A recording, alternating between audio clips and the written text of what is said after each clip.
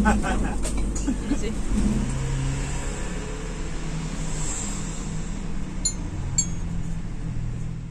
Gare Madjoba, cher journal de bord. Bonjour. C'est parti là-bas le micro. Donc comme tu as pu le voir dans l'ancienne vidéo, nous avons enfin trouvé notre maison à Tbilissi. Donc on va enfin pouvoir visiter un max de choses dans la Géorgie jusqu'à décembre avec l'esprit tranquille, enfin. Ça va aller bien. Ça va aller très bien même. Donc avant de partir de Tbilissi, on va rendre une petite visite à notre garagiste spécialiste GPL car comme d'habitude on a un petit problème avec notre système GPL, donc c'est-à-dire qu'il cale régulièrement au ralenti et qu'il y a des fois des petites explosions. Mais bon, rien de grave, on est habitué, donc on va lui rendre visite. On s'attend à 5 minutes de réglage, un petit coup de tournevis et c'est réglé. Clé et molette, s'il te plaît. Nous arrivons donc chez le garagiste, hyper confiant, du genre salut Zaza, bien ou bien, la baisse. Ça va, bien ou bien, la baisse, hein? Oui, Zaza, c'est le nom de notre garagiste. C'est trop bizarre parce que moi je connaissais genre Zaza Mimosa, tu sais, c'était un dessin animé ou un livre. Mais sinon, personne s'appelle comme ça. Et ben ici, il y a plein de gens qui s'appellent comme ça. Et là donc il commence à regarder le réglage, les minutes passent et toujours pas de solution en vue. Et il commence alors à regarder le doigt d'allumage, ensuite les faisceaux de bougies, ensuite les bougies elles-mêmes, mais toujours rien de mieux. À ce moment-là on fait pas totalement les fiers mais on reste quand même encore confiant. Puis il décide de démonter le détendeur, celui qui nous avait installé il y a à peu près 6 mois, pour nettoyer l'intérieur. Et là effectivement à l'intérieur c'est vraiment un gros tas de morve. Donc il nettoie comme il peut tout avec un torchon, un tournevis, même à la soufflette. Ce gros tas de morve. Puis il remonte le détendeur et le réinstalle. Au même moment, il nous explique que le GPL en Géorgie en général est de très mauvaise qualité, Sans blague. mais que bien sûr celui que eux vendent est de très bonne qualité. Bah tiens. Je remets le contact et là, ça a l'air de bien marcher. C'est génial. Nous partons donc faire le petit tour habituel pour tester le véhicule sur le périph' de Tbilissi, donc il y a vachement mieux quand même pour faire un petit tour de test. Mais bon, ça lui permet au moins de me montrer le vocabulaire enrichi qu'il a en français, c'est-à-dire que dès que nous voyons une prostituée, il me crie en me montrant du doigt avec un sourire énorme. Et par contre, moi, quand je suis avec lui en train de regarder le moteur, il passe son temps à dire changer. Un vrai gamin ce Zaza. Bref, problème, impossible d'accélérer au GPL. Heureusement qu'on a la bicarburation à l'essence, ce qui me permet de faire ce tour sur le périphérique en alternant sans cesse à sa demande entre l'essence et le GPL. Qu'est-ce que je m'amuse! Retour au garage, enfin si on peut appeler ça un garage. Ouais, parce que c'est mon appart, mais ça fait aussi garage quoi.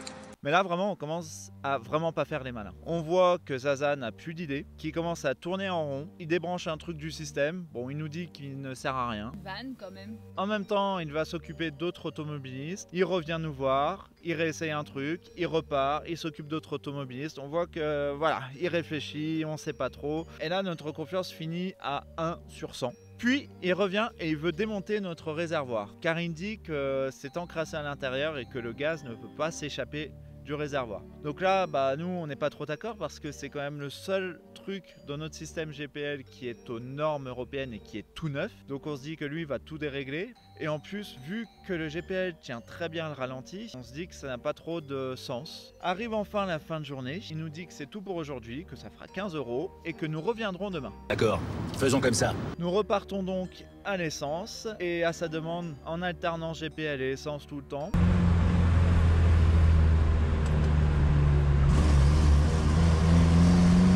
Le soir, chez le Lascar, c'est une grosse déprime. Nous sommes en train de regretter d'avoir pris GPL et on imagine déjà abandonner le véhicule ou le vendre 1 € pour acheter un autre véhicule en Géorgie et le réaménager. Enfin, pour t'expliquer un petit peu si tu connais pas trop le GPL parce qu'en France c'est pas vraiment connu, sache que ces 3 lettres sont les acronymes de gaz de pétrole liquéfié. D'ailleurs, dans tous les pays non francophones, c'est-à-dire pratiquement tous les pays du monde, on appelle ça LPG ou gaz. Le GPL est donc composé de butane et de propane et il provient en partie de gisements de gaz naturel et de distillation de pétrole. Les deux avantages avec le GPL, c'est que d'une part il émet beaucoup moins de particules polluantes que l'essence ou le gasoil, donc ça c'est très bien pour l'environnement, même si c'est pas parfait, faut pas se leurrer. Et en plus pour le porte-monnaie c'est vraiment plus économique, c'est-à-dire qu'ici je crois qu'il revient à 30 centimes d'euros le litre. Mais en France, l'État a décidé de ne pas du tout promouvoir le GPL parce que j'imagine qu'ils ont des intérêts bien différents. Total, ça devait pas leur apporter assez, etc. quoi. Donc arrive le lendemain.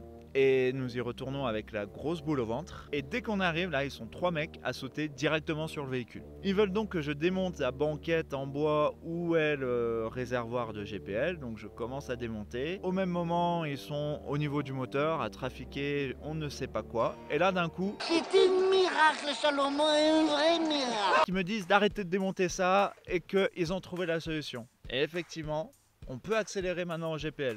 On fait un petit tour, ça a l'air de bien aller. On fait merci, il veut pas qu'on paye. Je pense qu'il avait dû oublier un truc la veille quand même sur le circuit. Donc on repart et au bout de 10 minutes de route, on se rend compte que dès que j'arrête d'accélérer, eh bien le moteur pète. Mais genre pam, pam, pam, pam, pam, pam, pam, pam, pam. Clairement, ça fait 10 minutes qu'on fait le périph' tbilisien, si ça se dit. Et on n'a clairement pas envie de faire demi-tour pour le revoir pour un petit réglage de tournevis. Donc on se dit que ça va bien faire pour 1 mois et demi de voyage en Géorgie à exploser dès qu'on décélère. Hein. On a vu pire. Du coup maintenant, dès que je vois des flics, j'accélère. Je me dis que ça passe toujours mieux que d'exploser face à eux. Et en plus, vu qu'on voit qu'ils se font souvent doubler par des chauffards et qu'ils disent rien, ça passe vachement mieux que d'exploser, ils ont beaucoup moins l'habitude. Donc nous voilà direction l'ouest, direction Borjomi. Donc je parle pas vraiment de la ville Borjomi qu'on a traversée en à peine 5 minutes, mais plutôt du parc naturel Borjomi truc, là j'écrirai à l'écran. Donc c'est un immense parc naturel, protégé aussi je crois, hyper touristique, et ce parc représente pas moins, je vous le donne en 1000, 7,6% du territoire géorgien. C'est assez impressionnant quand même. Il a très bonne réputation auprès des Géorgiens. Cela peut s'expliquer par le fait qu'il n'est pas très loin de la capitale Tbilissi et aussi qu'il est dans le petit Caucase, donc assez facile d'accès quand même avec tout type de véhicule. Donc ici, comme vous pouvez le voir, il y a 13 treks officiels qui peuvent se faire en vélo, en cheval ou même tout simplement à pied, hein, avec des bâtons. Ce qui ne va pas, c'est le planter de bâton. La particularité de ces treks ici comparé au reste de la Géorgie, c'est qu'ils sont particulièrement bien signalisés tout au long de la marche, donc franchement difficile de s'y perdre. Mais bon, ce qui n'a pas empêché 2 Français apparemment de se perdre dans ces treks là, et on a l'impression que ça a un peu marqué les gens d'ici parce qu'on nous en a parlé. Ce qui est bien aussi, c'est qu'il y a des treks pour tous les niveaux. Il y a des treks de 2 heures comme des treks de 5 jours. Nous avons donc eu le temps de tester 2 treks, et donc sans surprise, hein, vous nous connaissez bien, on a fait un trek de 5 heures et un trek de 2 heures.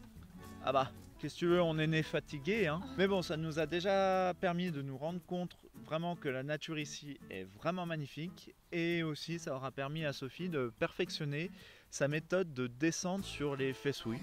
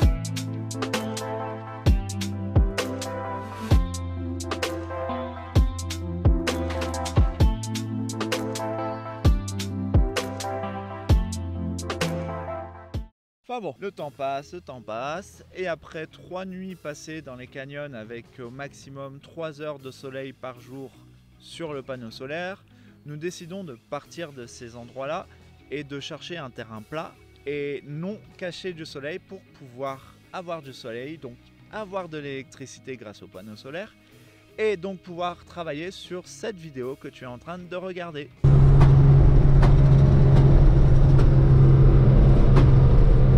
Et donc sur la route, on voit un château perché. C'est pas un chat. Très drôle. Et donc, ni une ni deux, coup de frein à main à la Fast and Furious géorgien, Et là, je sors le drone, et là, image qui pète sa mère.